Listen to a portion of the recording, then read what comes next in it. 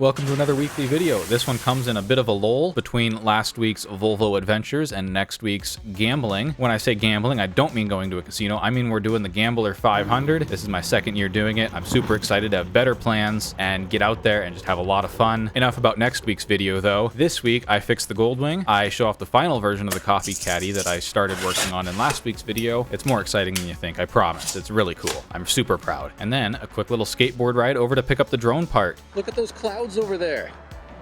I might get very wet, but I'm still gonna do it. That's right, I got the part. Hopefully I'll have my drone fixed for the Gambler video so we can have some sick footage. I was super bummed to not have it on the Volvo video, but that's what happens when you break your drone on the first time you ever take it out. Anyways, this might be the longest intro I've ever done for one of the shortest videos I've ever done. So let's get right into it and start working on that Goldwing. All right, let's get this fuse replaced really quick on the Goldwing. So I'm gonna throw in one of these two fuses and then I'll throw the other one in one of the saddlebags in case it blows again. And we'll get this thing on a test ride. If you're a little confused as to why replacing a fuse might be more than just a simple little job, here's a clip from last week's video where I diagnosed the issue and am very excited about it, but I also show you that it's not a standard fuse, so I had to order it on eBay since they don't really seem to make them anymore. Oh, well that would bloody well do it. Holy crap. Here, come take a look at this. God, it feels good to solve a problem for once. God, I need to find some wood to knock on. But man, does it feel good to solve a problem on this thing once and for all. This is definitely the issue. Again, I need to knock on some wood here.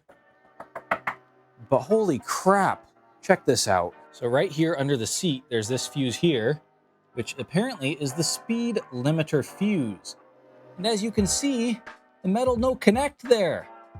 That's definitely my issue. Now that you've seen me diagnose a very simple issue and get way too excited about it, let's get back to this week to see if the new fuse actually fixes the issue. I sure seemed confident about it last week. Let's see if this thing starts as well as it has the past couple of times.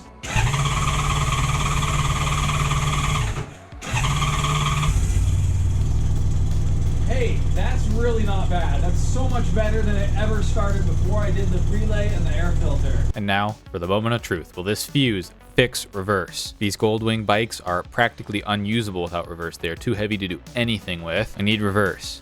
Is it fixed?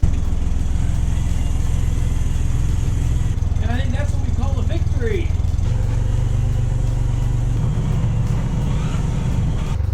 I'm gonna go take this thing on the highway and see how it does.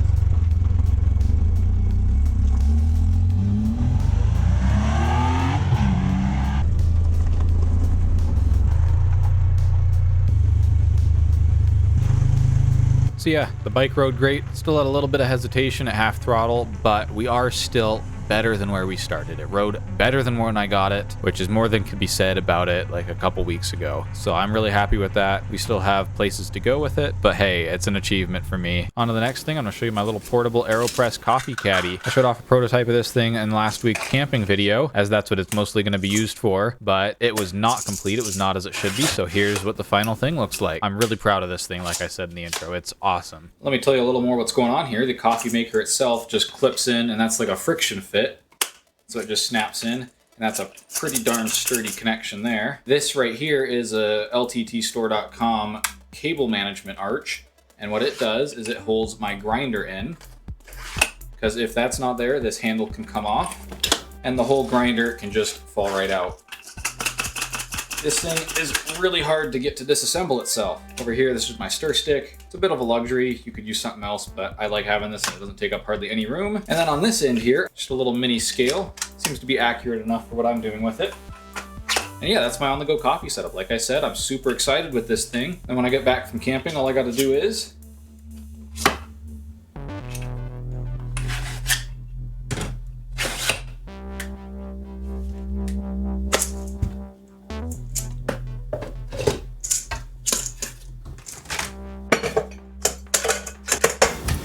and we're all put away. I am super excited with how easy and convenient that is. That is awesome. Anyways, on to the next part, which I will make short, but I need to clean my office. So we're just gonna do that really quick, get it over with. It was a lot more painful for me than it will be for you. And I'm not sure if you're able to tell, it's pretty hard. It's, you know, really close to being done, but I haven't tidied this place in a while, so I'm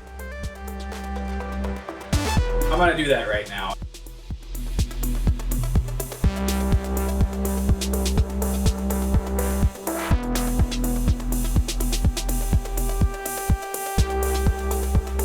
Alright, so I'm done in here for today. Over here in this corner, we've got a couple of active projects, such as the drone, where I'm waiting for the whole arm with the motor assembled since I stripped these screws. And then I've got to put this thing back together, which is time consuming. I might tackle that today. Under here, of course, we have all of my filament. There are 36 in the rows, plus 1, 2, 3, 4, 5, 6, 7, 8 stacked on top. So that means there are 44 spools of filament under here. I don't have a problem. Then under this side of the desk here, we have a bunch of boxes. This one over here is my RGB stuff. This one is printing stuff. The bottom one here is wing/phone repair stuff. The top one is smart home stuff. Then I've got a box here that's computer stuff. I have like 4 boxes of these around the house. I need to make them all into one big computer stuff box, but that's not a project for today. Of course, we got the 3D printing setup over here. It's all tidied up. Oh, and you saw me spending a lot of time over here.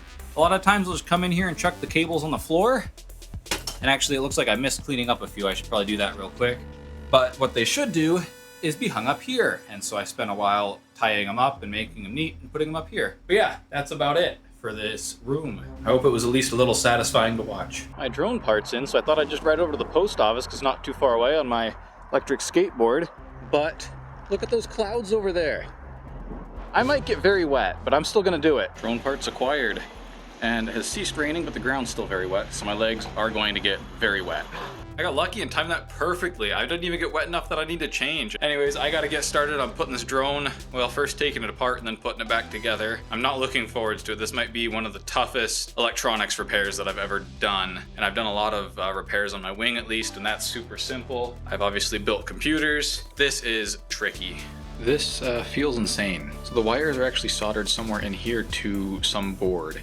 So instead of taking this thing apart any further than I already have, risking damaging it more, I'm just gonna splice these wires of the new arm onto the wires that are already attached to the drone. It'll probably have a little extra weight from the heat shrink and all that stuff, but I think I'll have a higher success chance than if I take it apart any further. This is by far the most difficult tech project I've ever done. All right, well, as you can tell, this side here looks very different from this side over here. And that's because there's quite a lot of extra wires because I didn't want to solder inside of the drone in case I broke something, so I soldered outside and then just kind of crammed the wires in here. I think it'll be fine. I think the drones are able to compensate for that. Well, it's back in one piece. Didn't even have any screws left over, so hopefully that means I didn't lose any and that all of them are in here. Let's take it for the first test flight. And does it power on? It's on. I saw the rotors moving. Let's see if there's any errors when it starts up. Here, I'll show you for the first time with me here. It is connected, unable to take off. It's still binding. It says fly with caution. All right, let's see what happens.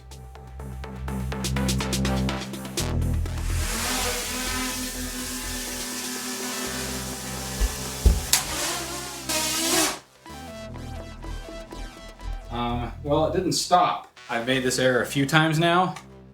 Leaving this on really messes with it. Let's see what it does now.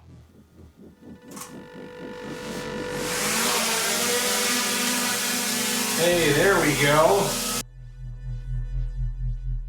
Let's have it land.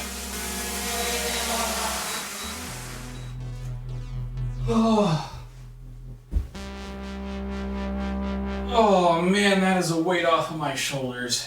That was one of the most stressful electronics repairs I've ever done. I am so glad this thing still works. For the few of you that are watching this, I'm not making any money off of this, so I bought this out of pocket because it's a cool toy and because I do want to make better videos, of course. I'm going to try not to crash it again. Wow, like I said, that's a weight off my shoulders. Reliving it feels just about as good. It does look like I'm about out of footage for this week though, so I hope to see you next week when I'm doing the Gambler. I can't wait for that. It's going to be a great video. It's going to be a really fun time. So hit the subscribe button if you want to see that. If you did like seeing what I was up to over the past week, then hit the like button. I certainly like having my drone back in service. And if you think there's something I could do better or something that you know better than I do, leave a comment. Thanks so much for watching.